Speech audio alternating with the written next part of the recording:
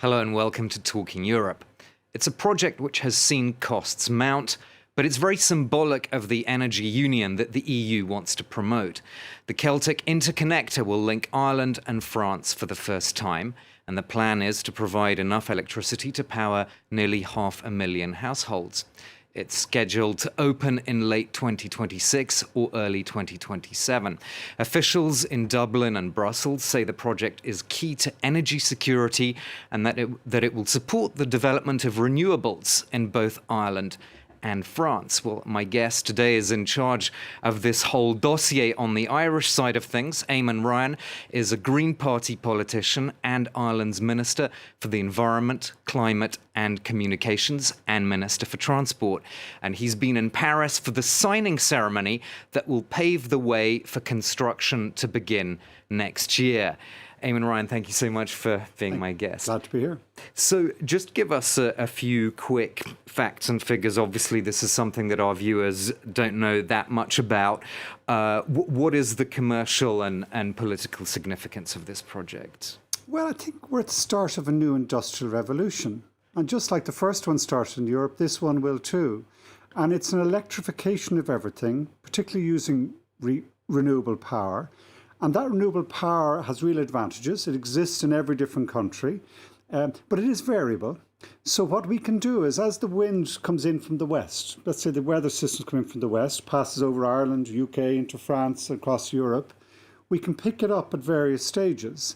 If we combine that with hydropower from the Scandinavian countries and the Alps, and solar from the south, you start to have a balancing capability. This new industrial revolution will be characterised between balancing variable supply of electricity and variable demand and storage and shipping it in different countries.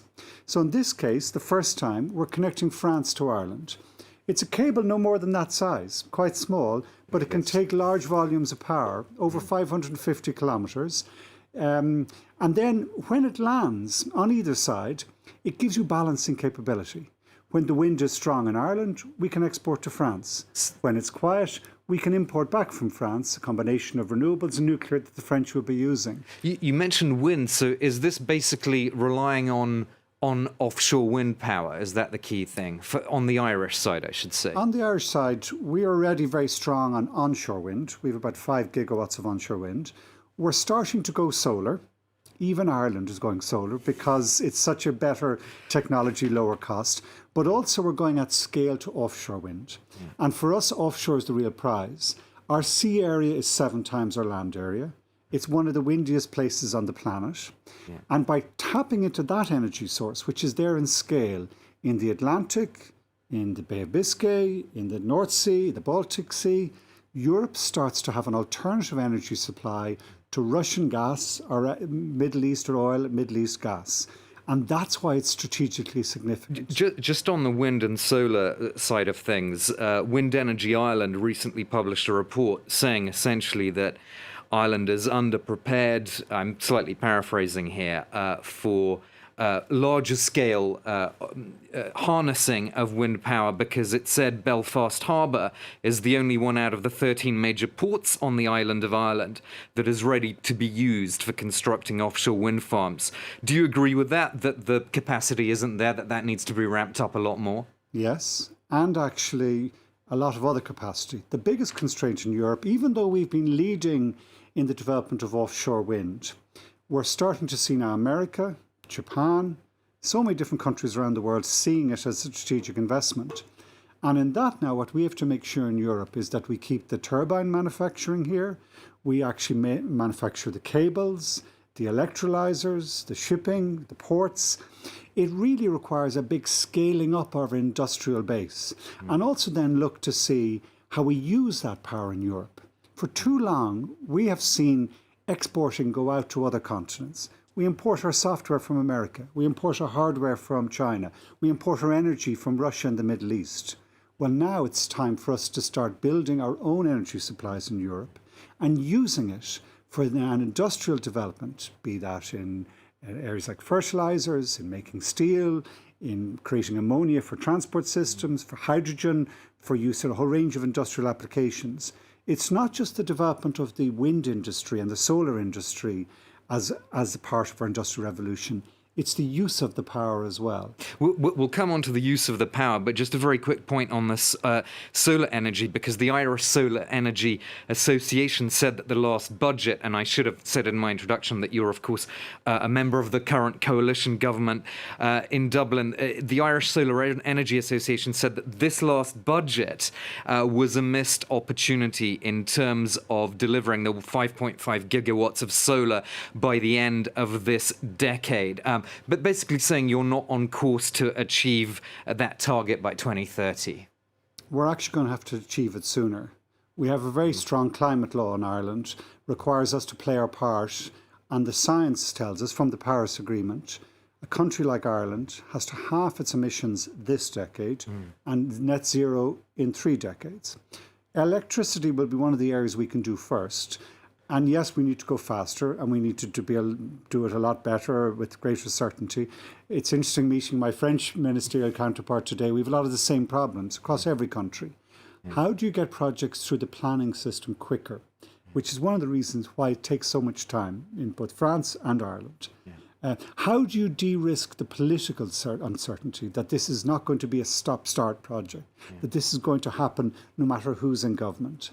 And how do you get that supply chain so that you're not caught, you're not delayed in that? If we can do all 3 of those, better permitting, greater political clear messaging, and getting the supply chain right, that takes out the risk. The development of this renewable alternative and the interconnections that complement it is a big capital investment.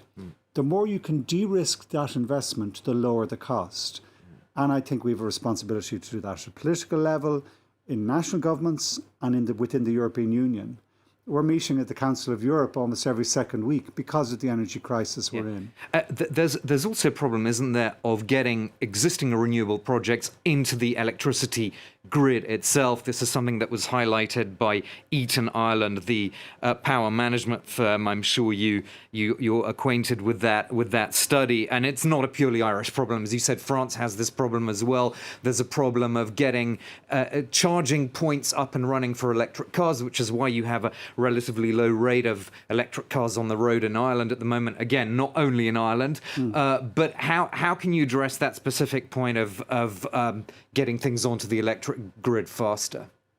It is all about the grid. This industrial revolution needs these wires to share power, ability to store energy when the wind is blowing and you have more power than you can need, and greater interconnection. What you have to do is resource the people. What the most important shortage is actually getting the engineers we need. If there's any young people out there thinking, what would they do with their career? What would one do with your life? Well, if you want to be at the forefront of tackling climate change, if you want to actually have a job that has real meaning, purpose, status, in my mind, it's in some of the very technical aspects as to how we shape this electricity future, how we provide the cabling and grids and storage system and management systems to use it. That is going to be the most important skills, which are in short supply in Ireland, in France, across Europe. And actually scaling up the people to do that is probably one of the other. There's a shortage of copper, there's a shortage of aluminium, but more than anything else, we have a shortage of people who can design this in a really clever engineering way. And Ireland has a very high percentage of renewables penetration because we have so much onshore wind. We're a very big windy country. We are actually learning by doing how you do some of this, and while it's never fast enough, actually we can sometimes, the wind blowing strong in Ireland, we can run 75% of our system at one time on that renewable power. Now that, we're probably up there with the Danes and others in being able to do that. We're learning by doing, and as I said, the key learning is it is in the grid. It's in the technical aspects as to how you keep the voltage and frequency stability, how you keep inertia on a system with high wind power or high solar power so that the power goes through the lines. And what we're learning on that, I think, will apply in other countries. Yes, we need to go faster and further, but actually it's happening. But you need the people who know how to do it. Just to change tack a bit, Eamon Ryan, if I can, you're aware that the Green Party's across Europe, some of them have faced accusations of being a kind of moralizing left that tells people how to live their lives. It's a charge that has been leveled against the Greens in France repeatedly. You've experienced this as well yourself with when you suggested a carpooling scheme for rural Ireland. And I know you didn't say that people shouldn't have their own car, but looking at the Facebook comments in response to your local radio interview, people saying essentially you have no idea how people live outside the M20 and so forth. How can you break through that glass ceiling of votes? You got 7.1% in the last general election in Ireland, which was actually your best showing. But nonetheless, there is this glass ceiling because of that divide in perceptions between cities and the countryside in many countries. How do you break through that? You start by listening. You start by asking people for help rather than telling them what to do. You admit uncertainties. We need to learn a lot of this technology. And you make sure the politics of this won't work if it's divisive politics. This green transition, this leap we need to make, the scale of change is beyond compare. Yeah. And every place matters, every person matters. Yeah. And if anyone has a sense that you're being talked down to or being kind of, we know better than you, well, stop.